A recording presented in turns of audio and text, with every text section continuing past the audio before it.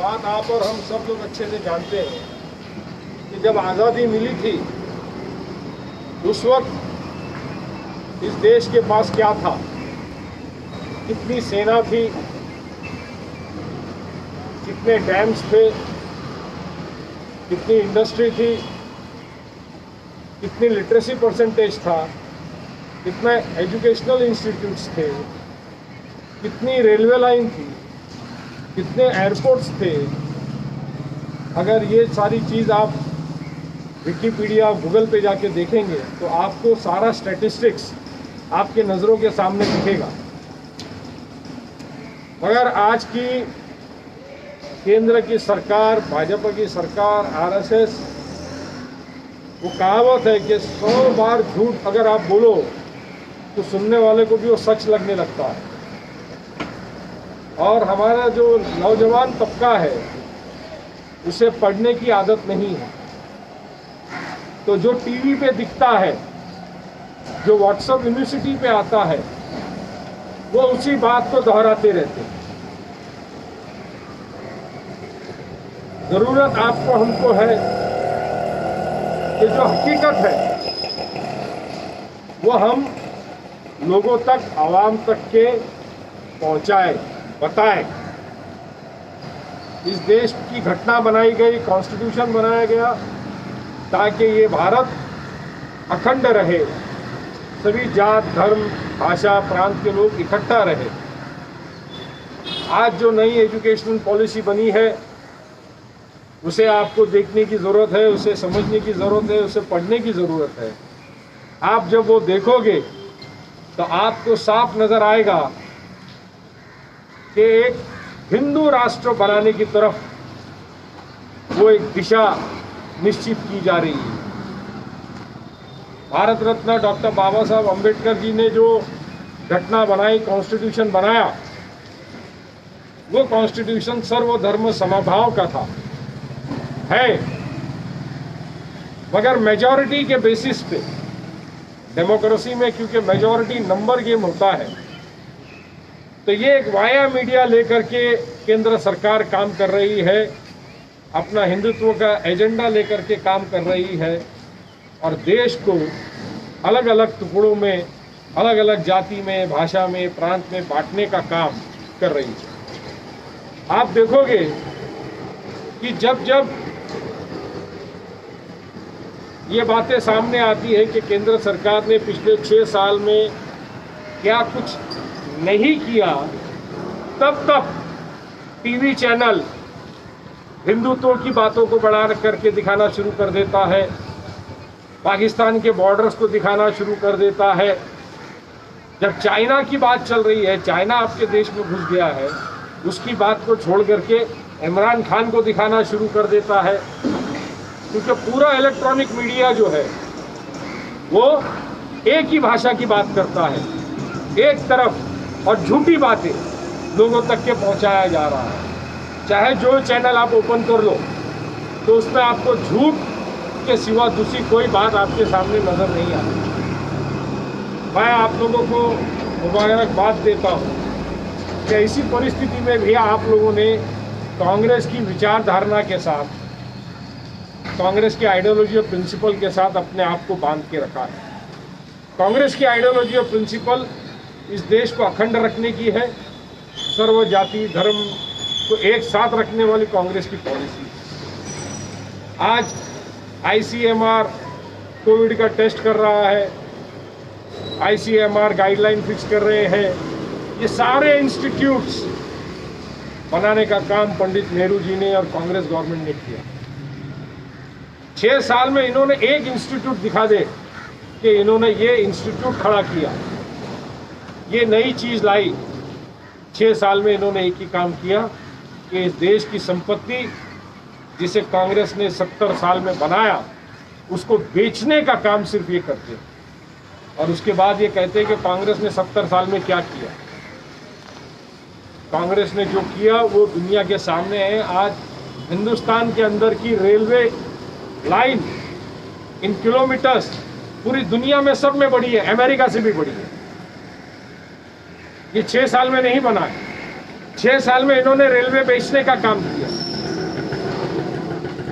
6 साल में इन्होंने लोगों को झूठ और मक्कारी बोलने का काम किया। 6 साल में इन्होंने बेरोजगारी बढ़ाई है, किसानों की आत्महत्या बढ़ी है, गरीब से आदमी और गरीब बन गया है।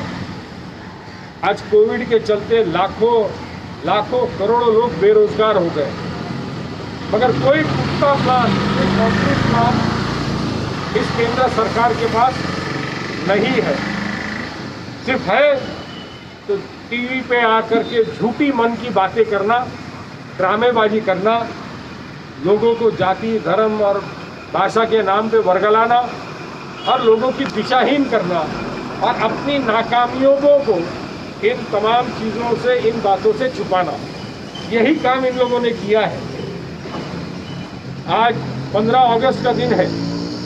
आज भी आप देखेंगे कि आदरणीय पंत प्रधान जी लाल किले पे खड़े रह करके कितनी झूठी बातें कहेंगे, इतनी तमाम झूठी बातें कहेंगे जिसका कोई हिसाब नहीं। जब पूरी दुनिया में कोविड फैल गया था तो इन्होंने तालियां बजाने को लगाई, घंटियां बजाने को लगाई, मोमबत्तियां जलाने को लगाई। उस वक्त इन्होंने तमाम राज्य के लोगों को, मुख्यमंत्रियों को साथ में लेकर के, विश्वास में लेकर के और दुनिया में कोविड की परिस्थितियों को ध्यान में रखते हुए अगर ये फैसला किया होता कि हम लॉकडाउन करेंगे, 15 दिन के बाद करेंगे, 8 दिन के बाद करेंगे, 1 महीने के बाद करेंगे, और लोगों से आह्वान किया होता कि आप अगर विदेश में हैं तो घर वापस आइए, आप अगर कहीं शहर में हैं और अपने घर जाना चाहते हैं, माइग्रेंट लेबर हो या कोई भी हो या स्टूडेंट्स हैं, वो अपने घर चले जाइए, लोग अपना प्रवास बंद कर दें। और राज्य सरकारों को, केंद्र सरकार और राज्य सरकार ने मिलकर अगर ये quarantine centre, Covid centre, ICU, ventilators, ये सारी व्यवस्था अगर की होती, दवाइयों का स्टॉक जमा किया होता, डॉक्टर्स और पैरामेडिकल स्टाफ इनको कॉन्ट्रैक्ट बेसिस पे लिया होता उस 8, 15, 20 दिन या महीने भर में, तो आज जो कोविड की परिस्थिति इस देश में है वो नहीं होती। मगर इसके ऊपर कोई मीडिया चर्चा नहीं करता, क्योंकि जब कोविड दुनिया में फैल रहा था तो ये ट्रंप का स्वागत करने में लगे हुए थे। जब कोविड दुनिया में फैल रहा था तब ये मध्य प्रदेश की सरकार को गिराने में पीछे लगे हुए थे। कोई मीडिया इस बात पे पूछता नहीं है केंद्र सरकार को कि आपने ये क्यों नहीं किया।